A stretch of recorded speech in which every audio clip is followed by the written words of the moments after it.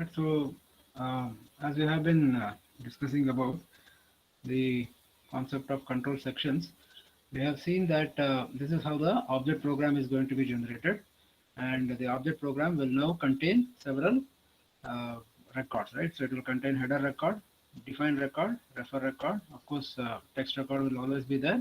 Then this modification record is going to be written by the assembler after assembling the control section. Now this information, when it goes to the loader, gives enough information for the loader to load the program into the main memory as usual. You have seen the loader program. Its job is to load the program into main memory as per the records that have been specified. It will refer the header record, verify the program's name, program length, and then it will look into the defined record. Okay, look into all the external symbols that are present.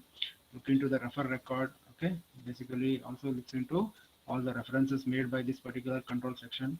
Then it loads the object code into the main memory. Okay, so it loads the object code into the main memory, and once it comes across the modification record, it will perform the necessary modification. Okay, so how it actually does, there is an algorithm for this. Okay, but of course uh, it's not mentioned in the syllabus, but however I will go through this algorithm because it's very interesting to actually complete that process. Otherwise we will not be knowing how exactly this process is completed.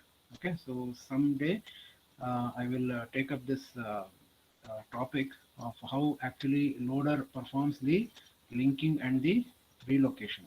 Okay, linking and relocation, because loading we have already seen, correct? So one of the major job of the loader is to load the program, which we have seen how it actually does that. But how it performs linking and relocation, that part also I believe you should understand, so that you complete this entire process of how your program gets executed. Okay, so of course there are algorithms for loader. We will look into those algorithms, even though it's not present in syllabus. Of course, I would like you to know and understand the entire process and complete that process, right? So how the program is written, and how the program is converted, and how the program is executed. So that would complete that particular cycle. So I would like you to focus on these two as well. Of course, this is for only knowledge purpose. So I will do that in some extra session. Okay. Uh, yeah. So that is what we have been looking into, and the assembler also handles.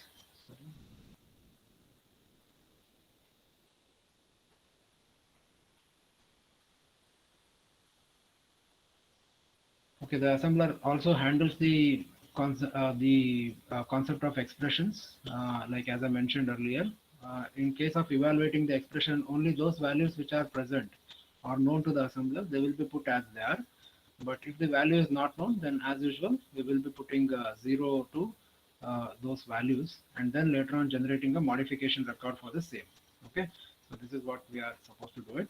And whenever we are using an expression in case of control sections, especially the relative expressions, ensure that they give an absolute value. Like for example, expression like this would be of no use, because read record can be located anywhere, copy would be located anywhere, and it will never be an absolute value. The result of that particular expression will never be an absolute value. So therefore, try to avoid expressions such as these. Only use expressions, whether it be a relative expression or a absolute expression. Try to use an expression that always give you an absolute value. Means the difference should be same. Okay, or it should be a proper number, right? So something like this. So that is one thing that we need to keep track of. Okay, so this is the concept of control sections. Okay, now as I told you in the last session, uh, what are the design options that are available for the assembler, right? So right now we have been looking into the design of a two-pass assembler, right? So we have looked into the algorithm for a two-pass assembler and how this two-pass assembler assembles the program. So during the first pass, or which we also famously call as pass one, so we assign the addresses, and we basically uh, store all the labels in the symbol table. Okay, and during pass 2, all the information from pass 1 is going to be used to perform the assembly. Okay, so that's why we have two passes. Now, what was the reason behind having two passes? So that was the question. So reason behind having the two passes was that there was forward reference. Okay, there was forward reference. So when it comes to forward reference, understand that there are two different types of forward reference. Okay, one type of forward reference is a forward reference to a label. Okay, so one type of reference is a forward reference to a label. The second type of reference is a forward reference to a data item. Okay, these are the two different types of forward reference. Okay, what do you mean by forward reference? There is an instruction here, and this instruction is referring to a symbol that is defined later. Okay, so this is basically called as a forward instruction, forward reference. Sorry, I will just show you an example. For example, let us look at write record. So here, for example, let me check. Okay, W loop is there. Okay, now what type of forward? It's not a forward reference, but it's making a reference. Okay, of course it's a backward reference, right? So it is making a backward reference. So this instruction is currently having an operand that is defined before. Okay, so this is a backward reference. So what do you mean by forward reference? Anything that is defined later. Okay, we don't have any expression there. So let us look into this. For example, here input is one of the thing that is defined here, and here we have an instruction that refers to input. So this is making a forward reference, or this instruction is making a forward reference. Okay, and similarly, check out this. We have exit. Okay, we have an instruction that is present here, which is making a reference to exit. Okay, of course, R loop is there. So this is making a reference to this one. So this is a backward reference. So this is a forward reference, and this one is also a forward reference. Okay, now let us categorize what. Now see, backward reference we don't have any issues because before this instruction only this value is defined. So I would know the value of R loop, so I can actually assemble the instruction. Okay, but the problem with forward reference is when I'm assembling this instruction TD input, okay, then input value is not known because input is defined later. So I cannot assemble this particular instruction until I define a value for input or until an address is assigned to input. Similarly, exit. I can't assemble this instruction because exit value would not be known at this point of time. Okay, and I'm trying to assemble the instruction in a single pass. So this cannot happen because of the forward reference. We cannot assemble the instruction in a single pass. So that's why we made two passes over the source program. Now the question is, what type of forward reference is which one? Okay, so as I said, there are two types of forward reference. One is a forward reference to a label. The second one is a forward reference to a data item. Okay, so TD input, right? What type of forward reference is that? So it is a forward reference to a data item because the input byte XF1. So it is a data item or a variable, right? Or it may be a constant or a variable. I will just simply call it as a data item. So forward reference to a data item. Okay, this is an example. Okay, so just like that, jump if equal to exit. If I take this instruction, so here also I have a forward reference. So what type of forward reference this is? See, this one is not an data item. This is basically a label that is given to this particular instruction. So this type of forward reference is called as a forward reference to a label. Okay. Now because of these forward references, we were unable to assemble the program in a single pass. But can we resolve this? That's the question. So that is what we are trying to discuss under the design options of assembler. Okay. Now when it comes to resolving a forward reference to a data item, I can have a solution for that, right? So observe that in majority of our programs, we had defined the data item at the end of the program, correct? Like for example, see here we have defined input. Okay, at the end we have defined. So here we have defined buffer and buffer, return address, length, so on and so forth. Right? So we have defined, always we have defined our data item at the end of the program. Okay. So what if I define this data item at the beginning of the program, just like what we do in normal C or high level language programs? we have to define our data items first before using them, or we have to declare our variables first before using them, right? So that's one of the rule that is followed in high level language. Can I follow the same approach here to solve the issues with regard to the forward reference of data item? Yes, I can, correct? So I can actually define all the data items at the beginning. Like I can just take this part and put it at the beginning. So when I put it at the beginning, okay, as I start assigning the address, all my data items will be defined first. Then I will come across instructions. So when I come across instructions, obviously those instructions will have operands. If they are referring to data item, then their values would be already defined. So I can directly assemble the instruction. Okay, so this problem for forward reference of data item can be resolved by defining the data item at the beginning. Okay, so this problem can be resolved. What about forward reference to the label? So if I have to resolve the forward reference to the label, then I have to use only backward references. I have to use only backward reference. Now, is it possible to write a program only using backward reference? Okay, just think about it. Can we write program by using only backward references? Okay, like for example, here we have a backward reference, correct? Now if I want to exit from this loop, and if I want to go somewhere else, somewhere jump to instruction that is present over here, if some case is matched, okay, then obviously I cannot use this logic if I have to write only backward references. Okay, so sometimes we are supposed to write forward references, especially to labels in our programs, and we cannot write programs using only backward references. So obviously this problem cannot be solved because I cannot write programs that would only contain backward references. So sometimes forward reference becomes necessary. So how do you resolve this particular issue and make your assembler to make only one pass over the source program? That's the question.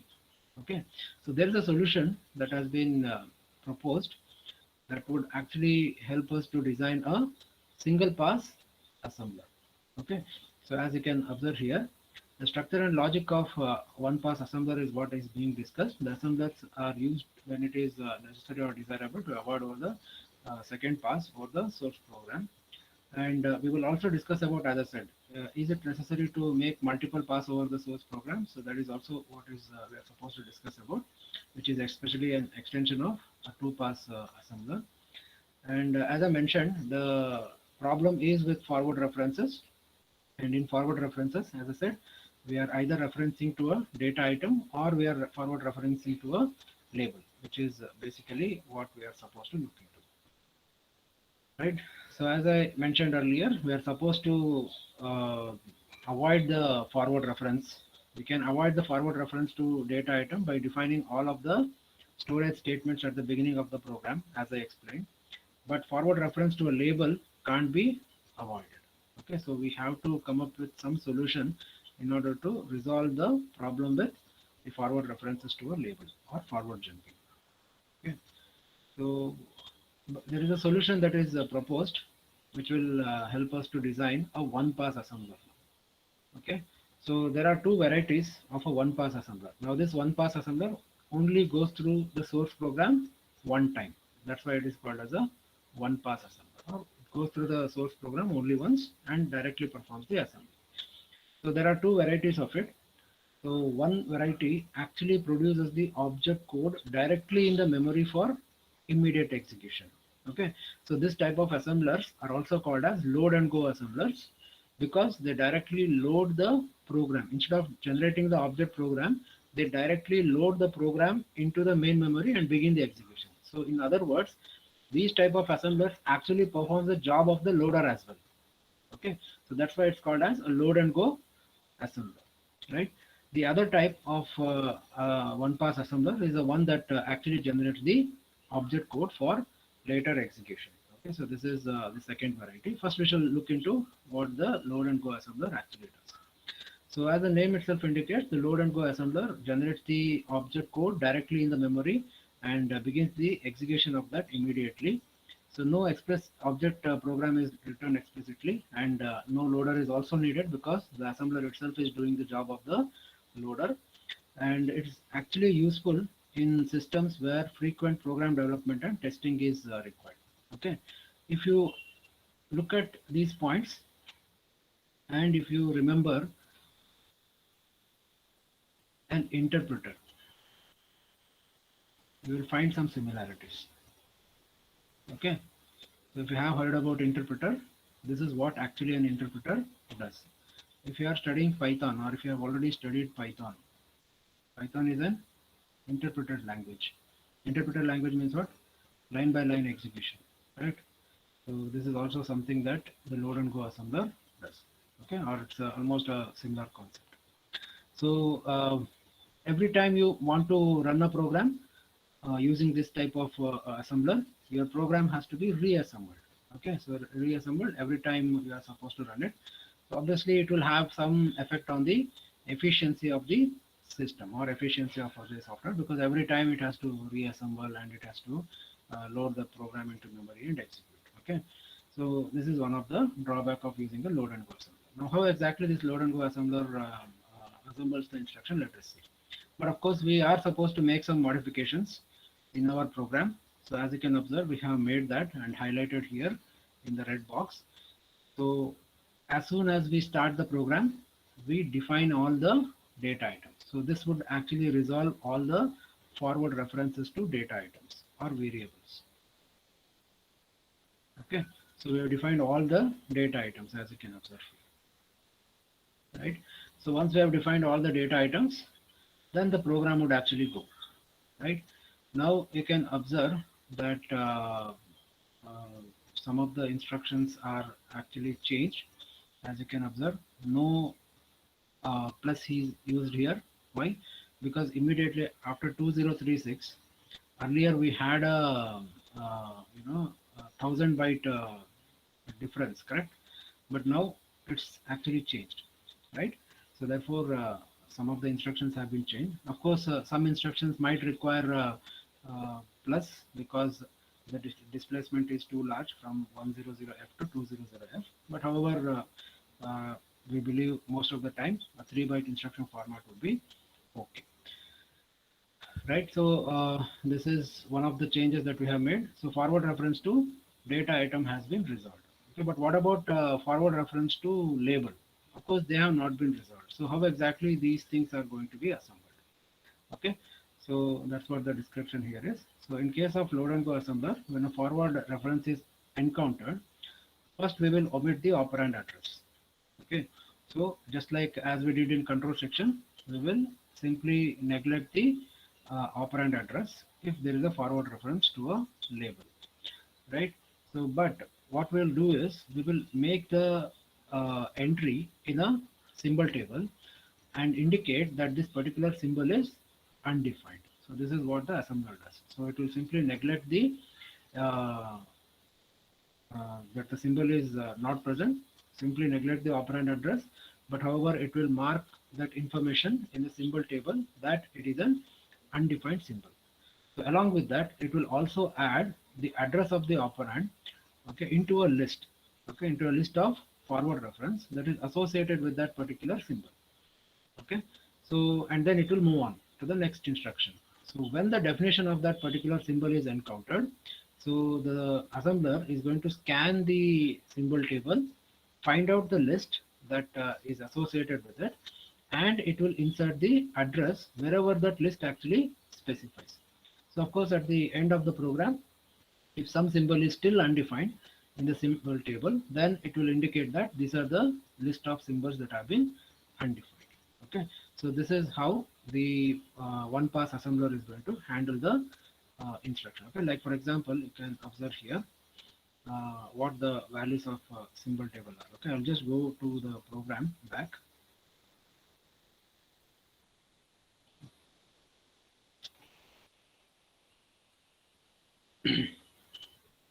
Okay, let us assume that this assembler is trying to assemble this instruction. Okay, end fill. Okay, end fill is a forward reference, and at this point of time when this instruction is being assembled, end fill value is not known. Okay, so what the assembler would do is, so let me assume that this is the symbol table. So what the assembler would do is it would simply enter the value of the symbol, which is end fill. Okay, so it will enter the value of end fill and its address is undefined. So let me mark that with a star, saying that this is undefined. But now it will also add one list. Okay, it will also add one list. For example, at 201B, correct? Or 201C, if I skip one byte, right? So 201B, this value of end fill is being referred. Okay, so that this is what it will add. So, and then it will skip the instruction. So once it skips the, it will assemble the instruction, but of course it will be all 000 for the end fill. Okay, so then it will move on to the next instruction. Okay, like for example here, WR record is there. Now WR record is also not available. So WR record is also added to the symbol table and marked as star, which means an undefined symbol. And then a list would be added to this particular symbol, saying that when you find this particular value at 201E, you add that value. Okay, so like this, the assembler is going to proceed further. So then it's going to assemble this instruction and then it will come here. So when it comes here, it knows the value of, so end fill. Okay, so it is 2024. So now when it knows the value of end fill, it will fill up the symbol table first, 2024. Then it will look into the list. Okay, so then it knows that at 201B this value was needed. So then it will go back to that and it will add that particular value.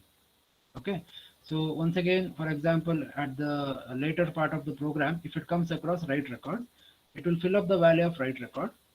Then it will check the list. Okay, so once it checks the list, it will know that at 201B the value of write record was needed. So then it will fill up the value of write record. Okay, so like this it's going to proceed. Okay, as you can observe here, there is a symbol table and read record. Suppose if the value of read record is not known, it will be marked as star, but where that value was required, a list is going to be added to that. Okay, so just like that, write record, a list is added to that. Just like end fill, a list is added to that. Other values, if they are known, they are going to be recorded directly into the symbol table. Got it? So like this, the assembler is going to scan the program in a single pass. It will enter the values into the symbol table. If it is defined, it will add its value. If it is undefined, then it will mark that value as undefined and it will add a list. Okay, and it will add a list which will actually be helpful in order to fill up the missing values later on when they are encountered. Okay, so at the end of the program, if some value is still undefined, then what does it mean? It means that this symbol is undefined. So it will raise an error indicating that we have an undefined symbol in your program. Okay, so this is how the one pass assembler is going to execute. Okay, especially the load and go assembler. So it's going to load the instruction, assemble the instruction, load the instruction into memory, and start the execution of the program. Now the second variation of it. So what if we have to generate the object code? So if you want to generate the object code, the same process is followed. Okay, so you'll basically mark it as undefined, use 0 as the address, and write the text record to the object program. So once you come across the forward references, you will handle it in the same way as that of the load and go assembler. But once the definition is encountered, you are no longer assembling it and loading it into the memory. You are writing it into a object program. That's it. Okay. So when the definition of the symbol is encountered, the assembler generates the text record with the correct operand address of each entry in the reference list. So when loaded, the incorrect address 0 will be updated by the later text record. Means if an undefined symbol is there, then that would be written as 000 first, and the text record would be generated. Then when the undefined symbol is generated, once again we will write another text record for that particular undefined symbol, so that this value gets overwritten when this particular text record is loaded. That's it. Okay, so this is the example as you can observe here. One of the instruction where undefined symbol was present has been filled up with all 0000 and a text record has been written, okay, as a part of object code generation. But later, when that value is found, then we generate one more text record for the same. No concept of modification record here. So we just generate another text record because modification record was present if loader is present. But this one is not using the concept of loader, right? So therefore, what we do is we generate the text record and we specify where exactly the text record has to go or text record has to be loaded or overwritten. So this value of 203D will be overwriting the values of 0000. Okay, so like this, it will generate the object code, but it will do it in a single pass, just like a load and go assembly. So these are the two different variations of a one pass assembly. Okay, now there may be a algorithm also in the textbook, which is almost similar to what we have seen in case of pass one of the assembler. You can actually look into that as well. Okay, I don't think it's present in the one that I have shared, but do look into it. If not, then of course when you get your textbooks, the third edition of system software, you might be able to see that on. Okay, so that is how the one pass assembler works. So there is a multi-pass assembler, of course, but I believe um, may not be able to discuss that, or maybe let me see if I can complete this.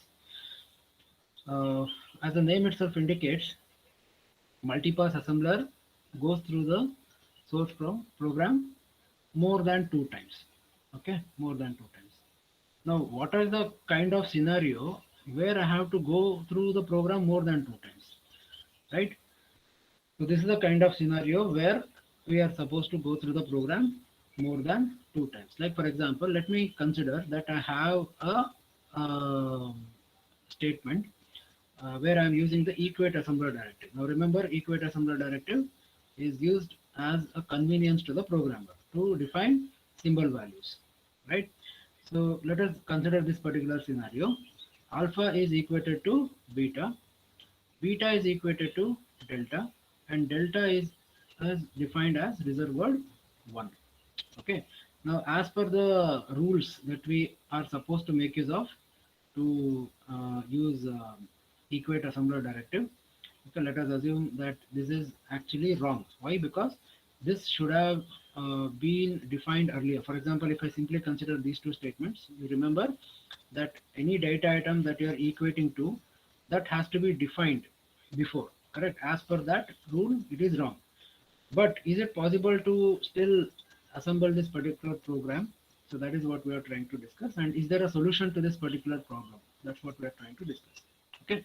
Now this type of thing is wrong, or it cannot be assembled using two pass because, for example, if I assume that I am assigning the address at the first pass, I will assign 1000 to alpha. I'm assuming that it will take one word, so I'll assume 1003 to beta and I will assume 1006 to delta. Okay, now beta equated to delta. Okay, at this point of time, in the second part, what we can assume is that the delta value is 1003.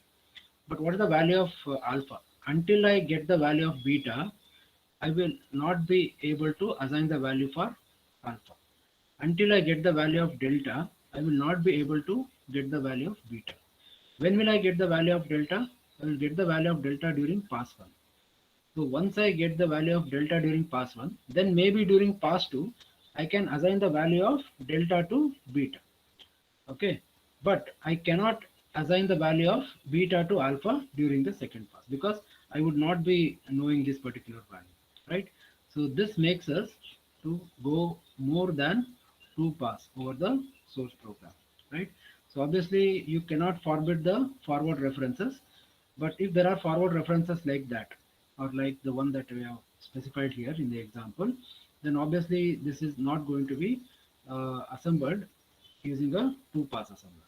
So that's why we have to go over the program more than one time. So this is the concept of using a multi-pass assembler, right?